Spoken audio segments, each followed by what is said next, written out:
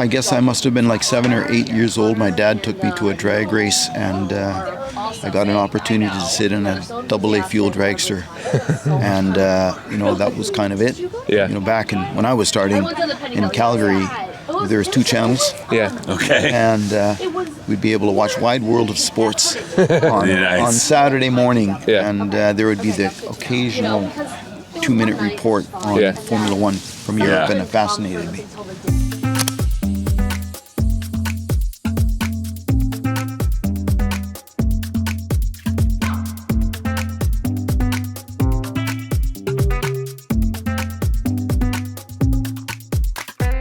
All right, welcome to Founder Mode. Yeah, we're going to take a little different approach today. What are we doing, Kev? We're out here at Laguna Seca racing formula cars. Like one of the most famous raceways in the world. Yep, and getting warmed up here. We're just doing some practice laps. We're going to get out on the track and do some full speed laps after lunch. Yeah. But just getting ready to go. And then the cool thing we got to do today is we're going to have a conversation with Alan Berg, who is the founder of Alan Berg Racing Schools. He's been racing cars for, 40 plus years, 50 years. For a long time. And his whole life, since he was 7. Since he was 7 years old, he's racing cars. The funniest thing, though, that they said while we were learning about this is that these cars were designed for little Italian children. Children. And we are 2 large American men. Yeah, but it works. We fit in there. We've already done our practice laps. We did our practice laps. Jason, did you stall? Not. I did. Okay, I spun. You spun, I stalled, but I only got one note, which was I got to do the clutch. I got to be slower on the clutch. Easy on the clutch. Yeah, the clutch is pretty aggressive on these cars. It's clutch. No power steering. Yeah. Manual brakes. Carbon, they got to warm up the tires, warm up the brakes. You feel everything. So, it's been good. Yeah, I think for me, the thing that the reason why this is founder mode for me is like driving a formula car is like running a startup in that it's like all gas, little brakes, so much like you're feeling the road under you. You're gonna potentially hit the wall, so like maybe pull off, but you don't want to back off the gas at all. You just want to keep. Yeah, there's this sense of like a little bit of nervousness of trying to get it to go right and everything's there, but you're also excited when you get in the straightaway. You just pound it and you're like go, and then you're like, all right, how do I control this? And then if you push it too hard, you lose control. And so it's this finding that sort of barrier of control of like what is that sort of borderline where you're like I'm just not yet out of control but able to keep it in control and keep it going, and then more importantly keeping that momentum to carry it through all these turns, right? Because that's part of what we've learned in this first one was like, wow, if you really keep that momentum in too late, you're going to lose control and lose it in one of the corners. Yeah, and if your business is cranking and things are working, just keep up that momentum. Yeah. Right? Should we go talk to Alan? Let's do it.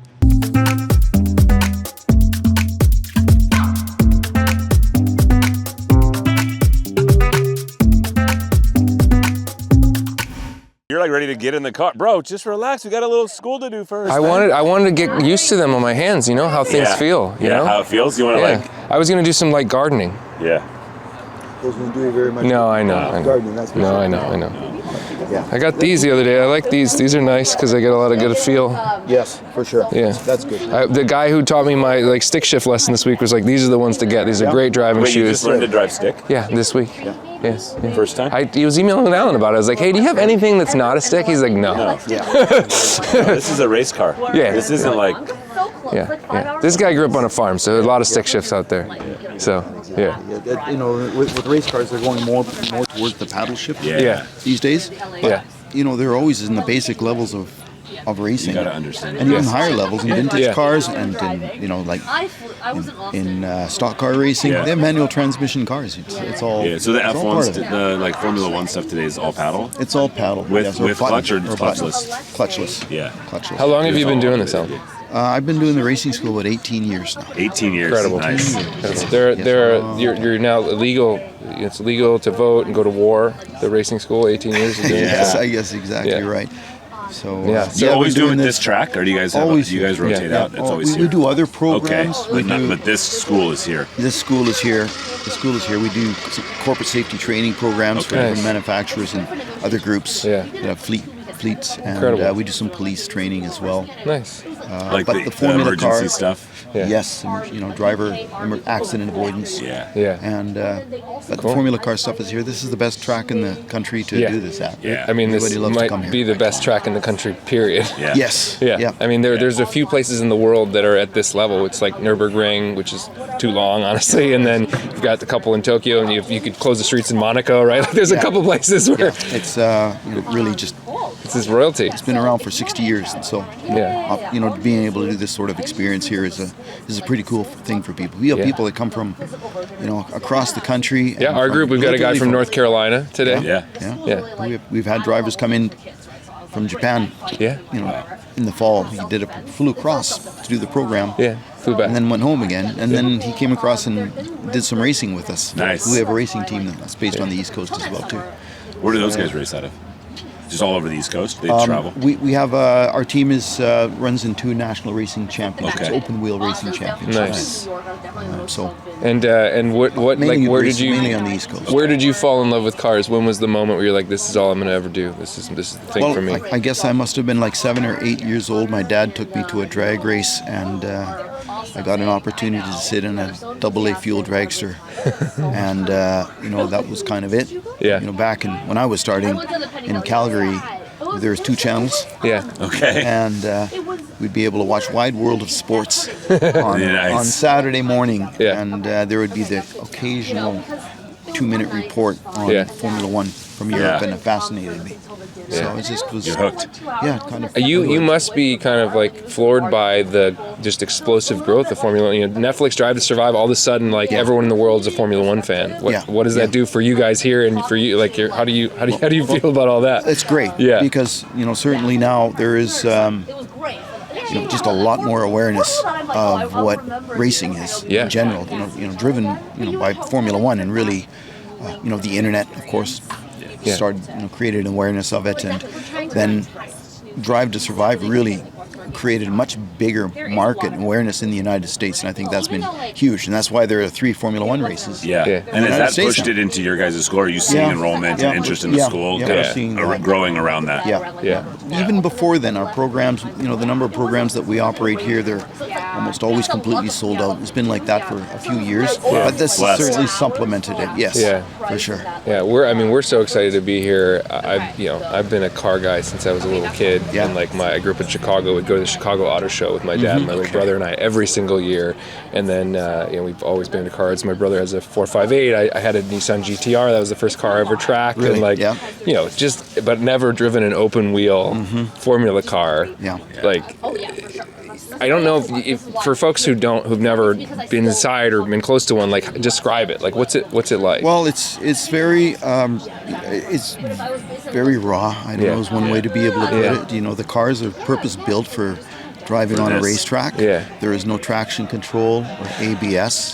There's no power steering. The cars are built for speed and for performance. On a closed a closed track like this 2.5 mile racetrack. That's what they're for. And it's really the true starting point for anyone that wants to get involved with racing.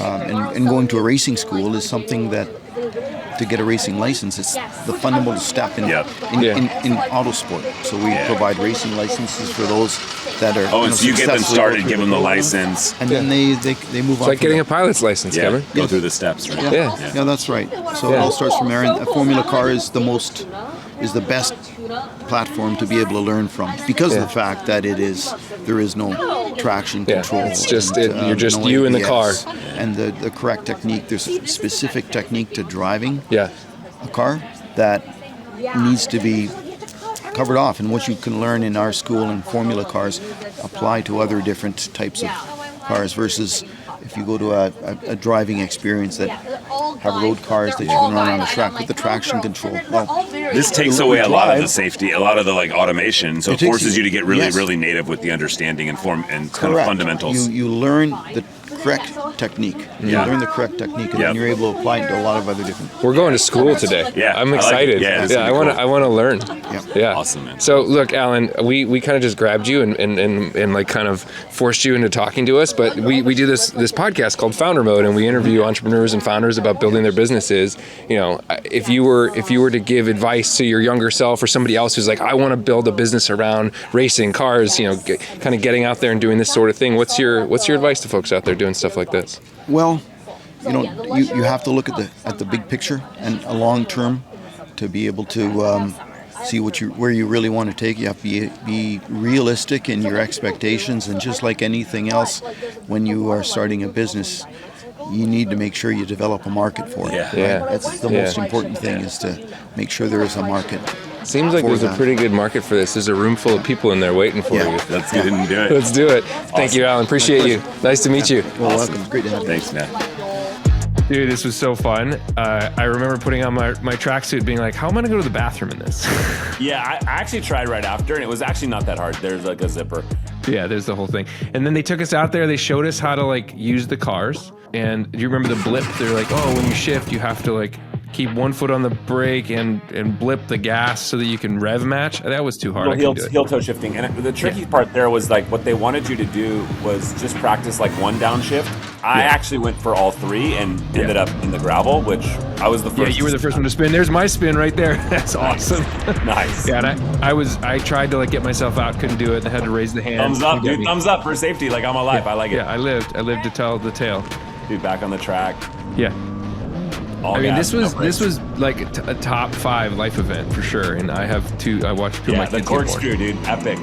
Yeah, coming through this thing. Yeah, the corkscrew, amazing. I mean, the other thing we got to talk about, Laguna Seca, like literally racetrack royalty, like one of the best in the world. Yeah, pretty amazing. I remember, it's funny, after I shared with my mom I was going there, she's like, do you remember the time we drove out there and went to watch a race? And I was like, damn, as a kid, I totally remember. And she like took us there to go watch a race when we were kids, and I think it was just me and her because I was really into like racing as a kid, and so like to come back now and see it, and honestly I'd literally forgot about that moment until she reminded me, so I got to go back and try to find some pictures. Incredible. High fives all around. Best time. Yeah, such a fun trip. Dude, that was an incredible interview, and what a wild day. Yeah, and like, I mean, just getting out there on the track and feeling that road, feeling those curbs, and like trying not to hit stuff or spin out and hit a wall. I hit a couple cones on those last two. Okay. Yeah, it was definitely a day. You looked good out there while you were doing it. Same. You were out there pushing it, and it was fun. It definitely was easier actually at speed than it was doing the slow speed in the pits here. It was actually tricky to keep these cars running. I like to go fast. We have to say a couple thank yous. One, Alan Berg Racing Schools and Alan Berg for joining us. Yes. 2, Hampton for this incredible event and for putting this together. I think one of the Hampton members was like, "Hey, I want to do this thing," and they're like, "Sure, we're gonna go to Laguna Seca." Wow, like, insane. Yeah, it's been fun. What's like the big thing you're taking away from today, Kev? I think the other one that I took away was the addition. We did another little thing out there where we were doing like kind of skid pad, kind of skid with the minivans. Yeah, we took minivans with skid tires and we got and kind of broke them loose and got drifting.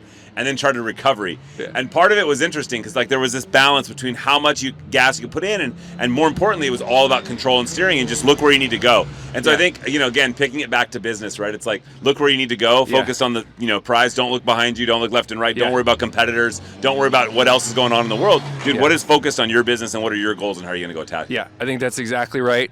If you enjoyed this episode of Founder Mode and you're into cars, and you know some other car guys like us that would enjoy this, please share it with them. Like, subscribe, leave us a comment, leave us a review, and we will see you next time. Who knows where we're going to be? That's it for today. And remember, if you're racing, all gas, no brakes.